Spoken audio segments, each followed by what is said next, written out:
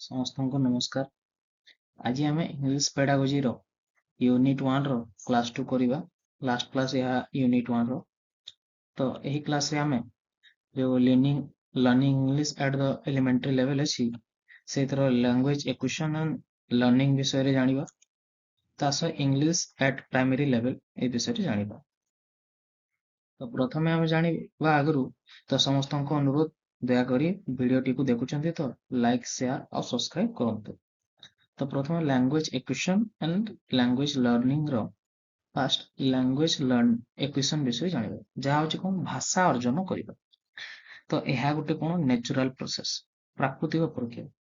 ମାନେ ଶିଶୁ ଜନ୍ମ ହେବାରେ କିଛି 10 ବର୍ଷ ବେଳେ କଣ ସେମାନେ ସବୁ ଲାଙ୍ଗୁଏଜ କୁ ଶିଖିବା, ଭାଷା ଅର୍ଜନ କରିବା ପାଇଁ ଚେଷ୍ଟା କରିଥାଏ। ହେଲା, ତେଣୁକରି ଏଟା ଗୋଟେ ନ୍ୟାଚୁରାଲ ପ୍ରୋସେସ ହିସାବରେ ଯୋଉ ଭାଷା ଶିଖିଥାଏ ଶିଶୁ। ହେଲା, ତାପରେ ଦେଖ ଏଥିରେ ଏହା ଗୋଟେ କଣ ଲାଙ୍ଗୁଏଜ ଏକ୍ୱିଜିସନ ଟା ସବ୍ କନସିୟସ୍ ପ୍ରୋସେସ।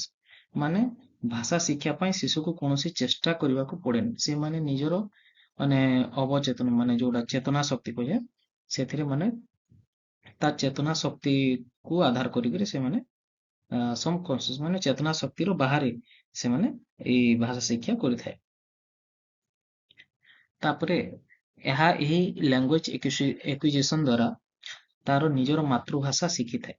ହେଲା, ମାତୃଭାଷା ଯୋଉଟା ମାନେ ପରିବାର ଠାରୁ ମା ଠାରୁ ଯୋଉ ଭାଷା ଶିଖେ ସେ ଭାଷା ମାନେ ନିଜର ସବକନସିୟସ୍ ପ୍ରୋସେସ ଦ୍ୱାରା ସେ ମାନେ ଭାଷା ଶିକ୍ଷା କରିଥାଏ। ହେଲା, ତାପରେ ଏହି ଲାଙ୍ଗୁଏଜ ଏକ୍ୱିଜିସନ ରେ କିଛି ରୁଲ୍ସ ରେଗୁଲେସନ ବା ବ୍ୟାକରଣର ବା ନିୟମର ଆବଶ୍ୟକତା ନାହିଁ।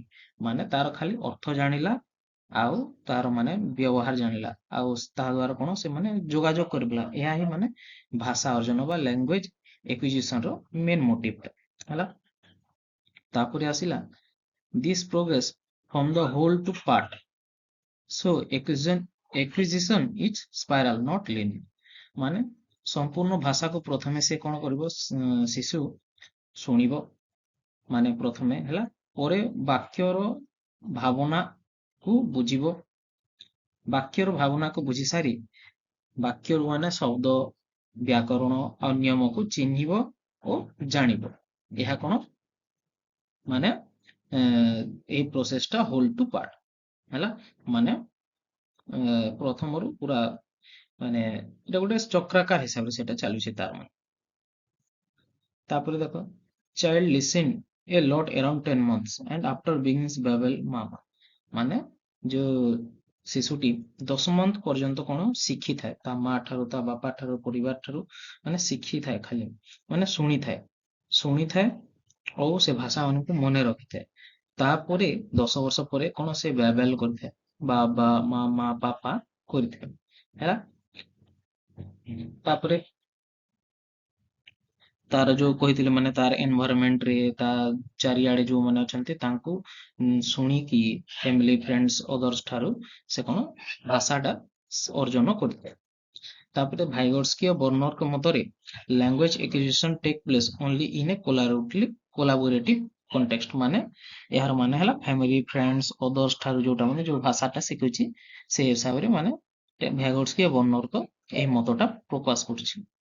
ହେଲା, ନେକ୍ସଟ ଆମେ ଜାଣିବା ଲାଙ୍ଗୁଏଜ ଲର୍ନିଂ କଣ, ଭାଷା ଶିକ୍ଷଣ କଣ। ଏହା ଗୋଟେ କନସିୟସ୍ ପ୍ରୋସେସ, ମାନେ ନିଜର ଚେତନା ଶକ୍ତିରୁ ଆମେ କଣ ଭାଷାଟା ଶିଖିଥାଉ। ହେଲା, ମାନେ ଆମେ ଜାଣିକରି ଭାଷାଟା ଶିଖିଥାଉ। ହେଲା, ତାପରେ ଏହି ଯୋଉ ଲର୍ନିଂ ଲାଙ୍ଗୁଏଜ ଟା ଏଇଟା କୋଉଠି ହୋଇଥାଏ, ମାନେ ଏହାଟା ସ୍କୁଲ କଲେଜ କୋଚିଂ ସେଣ୍ଟର ସମାଜରେ ଆମେ ଯାଇକି କଣ ସମସ୍ତେ ନାଇଁ ବା ସ୍କୁଲ କଲେଜ କୋଚିଂ ସେଣ୍ଟର ଏଟା ମାନଙ୍କୁ ଯାଇକି ଆମେ କଣ ଭାଷା ଶିକ୍ଷଣ କରିଥାଉ। ହେଲା, ତ ଏଇଠାରେ କଣ ହୁଏ ମାନେ ଲାଙ୍ଗୁଏଜ ଲର୍ନିଂ ରେ ଆମେ ଗ୍ରାମାର୍ସ ରୁଲ୍ସ ଏବଂ ସେହି ରୁଲ୍ସ ମାନଙ୍କର ୟୁଜ ଟା ଆମେ ଜାଣିଥାଉ। ତାପରେ ଟିଚର ଗୋଟେ କଣ ଏହି ରୁଲ୍ସ କୁ ମାନେ ବୁଝେଇବାକୁ ଯାଇ ସେମାନେ ଗୋଟେ ଗାଇଡ ବା ସହାୟକ ଫ୍ୟାସିଲିଟେଟର ହିସାବରେ ସେମାନେ ଭୂମିକା ଗ୍ରହଣ କରିବେ। ତ ଏହି ପ୍ରୋସେସରେ ଗୋଟେ ଶିଶୁଟି ଗୋଟେ ନୂଆ ଲାଙ୍ଗୁଏଜ ଶିଖିଥାଏ। ଏହା ହେଲା ମାନେ ଲାଙ୍ଗୁଏଜ ଲର୍ନିଂ। ନେକ୍ସଟ ଦେଖିବା ଲାଙ୍ଗୁଏଜ ଏକ୍ୱିଜିସନ ଆଉ ଲାଙ୍ଗୁଏଜ ଲର୍ନିଂ ର ମାନେ ପାର୍ଥକ୍ୟ। ତ ଲାଙ୍ଗୁଏଜ ଏକ୍ୱିଜିସନ ହଉଛି କଣ ନେଚର, ବା ପ୍ରାକୃତିରୁ ସେଟା ମାନେ ପ୍ରାକୃତିକ ଭାବେ ଯୋଉ ଭାଷାଟା ଶିଖିଥାଏ ତା ମାତା ତା ପରିବାର ଠାରୁ। ତାପରେ ଏକ୍ୱିଜିସନ କଣ, ଯୋଉଟା ମାନେ ଆର୍ଟିଫିସିଆଲ ସିଷ୍ଟମେଟିକ ମାନେ କୃତ୍ରିମ, ଯୋଉଟା କି ସ୍କୁଲ କଲେଜରେ ଯୋଉ ମାନେ ଭାଷା ଶିକ୍ଷା ଦେଇଛେ ସେଇଟା ହଉଛି କଣ, ଲାଙ୍ଗୁଏଜ ଲର୍ଣ୍ଣିଂ। ତାପରେ ସବକନସିୟସ ମାନେ ନିଜର ଅବଚେତନ ହେଲା, ଆଉ ସଚେତନ ମାନେ ଯୋଉଟା ଜାଣିକି, ଏଟା ଅଜାଣତରେ ଏଇ ଭାଷା ଆମେ ଶିଖିଥାଉ, ମାନେ ଲାଙ୍ଗୁଏଜ ଏକ୍ୱିଜିସନ ଟା କଣ, ଅଜାଣତରେ ଆମେ ଯୋଉ ଭାଷାଟା ଶିଖିଥାଉ ହେଲା। ଆଉ ଲାଙ୍ଗୁଏଜ ଲର୍ଣ୍ଣିଂ ରେ ଯୋଉ କନସିୟସ ଅଛି ମାନେ ଜାଣିକରି ଆମେ ଯୋଉ ଭାଷାଟା ଶିଖିଥାଉ ହେଲା। ତାପରେ ଲାଙ୍ଗୁଏଜ ଏକ୍ୱିଜିସନ ରେ କଣ ହୁଏ, ଆମେ କଣ ନିଜ ମାତୃଭାଷା ସହିତ ଆମର ଫାଷ୍ଟ ଲାଙ୍ଗୁଏଜ କୁ ଆମେ ଶିଖିଥାଉ ହେଲା। ତାପରେ ଲାଙ୍ଗୁଏଜ ଲର୍ଣ୍ଣିଂ ରେ ଆମେ ସେକେଣ୍ଡ ଲାଙ୍ଗୁଏଜ ଯୋଉଟା ଇଂଲିଶ ହେଲା, ତା ସହ ଆଉ ଫରେନ୍ ଲାଙ୍ଗୁଏଜ କୁ ଆମେ ଶିକ୍ଷା କରିଥାଉ ହେଲା। ତାପରେ ଯୋଉ ଲାଙ୍ଗୁଏଜ ଏକ୍ୱିଜିସନ ରେ କଣ, ମିନିଂ ଆଣ୍ଡ କମ୍ୟୁନିକେସନ ପାଇଁ ଆମେ ଶିଖିଥାଉ, ମାନେ ଅର୍ଥ ଓ ଯୋଗାଯୋଗ କରିଥାଉ ଲାଙ୍ଗୁଏଜ ଏକ୍ୱିଜିସନ ରେ। କିନ୍ତୁ ଲାଙ୍ଗୁଏଜ ଲର୍ଣ୍ଣିଂ ରେ କଣ, ବ୍ୟାକରଣ ଓ ନିୟମ ଶିକ୍ଷା କରିଥାଉ। ତାପରେ ଆମେ ଲାଙ୍ଗୁଏଜ ଏକ୍ୱିଜିସନ କଣ, ଫର୍ମାଲ ଇନଫର୍ମାଲ ଏନଭାରନମେଣ୍ଟ, ତ ଆମର ଯୋଉ ପରିବେଶ କଣ, ପରିବାର ଥାଏ ଆଉ ନିଜ ପରିବେଶ ଭିତରେ ଯୋଉଟା ଆମେ ଶିଖିଥାଉ। କିନ୍ତୁ ଯେତେବେଳେ ଲାଙ୍ଗୁଏଜ ଲର୍ଣ୍ଣିଂ କଥା ହଉଛି ସେଟା କଣ, ଫର୍ମାଲ ଏନଭାରନମେଣ୍ଟ, ମାନେ ସ୍କୁଲ ଆଉ ଶ୍ରେଣୀରେ ଯୋଉଟା ଆମେ ଶିକ୍ଷା କରିଥାଉ ହେଲା। ଏହା ଥିଲା ଲାଙ୍ଗୁଏଜ ଏକ୍ୱିଜିସନ ଆଣ୍ଡ ଲାଙ୍ଗୁଏଜ ଲର୍ଣ୍ଣିଂ।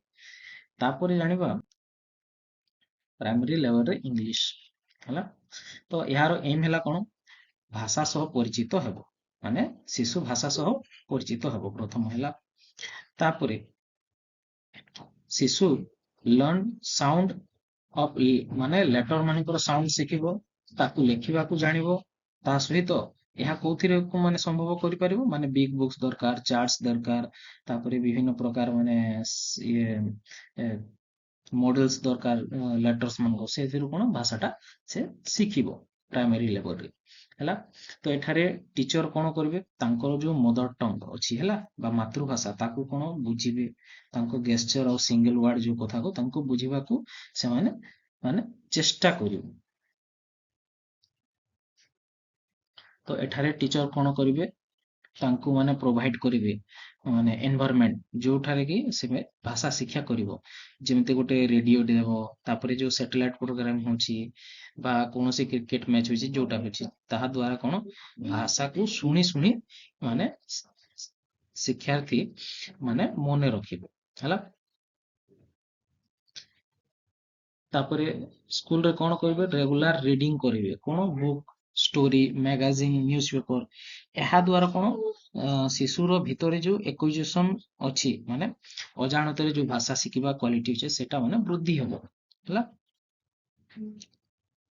ତାପରେ କଣ ଟିଚର ଦେଖ ପ୍ରୋଭାଇଡ କରିବେ, ରିଡିଂ କାର୍ଡସ, ଯୋଉ ମାନେ କାର୍ଡସ ଥାଏ ଯେ ପଢିକି ବୁଝନ୍ତି, ଟକିଂ ବୁକ୍ସ ମାନେ ବୁକ୍ସ ଯୋଉଟା ମାନେ ଏବେ ତ ବୁକ୍ସ ମାନେ କଣ, ସାଉଣ୍ଡ ହିସାବରେ ଆସୁଛି, ମାନେ ସେ ବୁକ୍ସ ଖୋଲିଲେ ସେ ସାଉଣ୍ଡ ମାନେ କହିବ। ତାପରେ do task based and activity based method, ତାପରେ ଏହା ଯୋଉ କଣ କରିବ, ମାନେ ଶିକ୍ଷଣ କାର୍ଯ୍ୟକୁ ନେଇକି ସେ ମାନେ ଭାଷା ଶିକ୍ଷାଟା ଦେବେ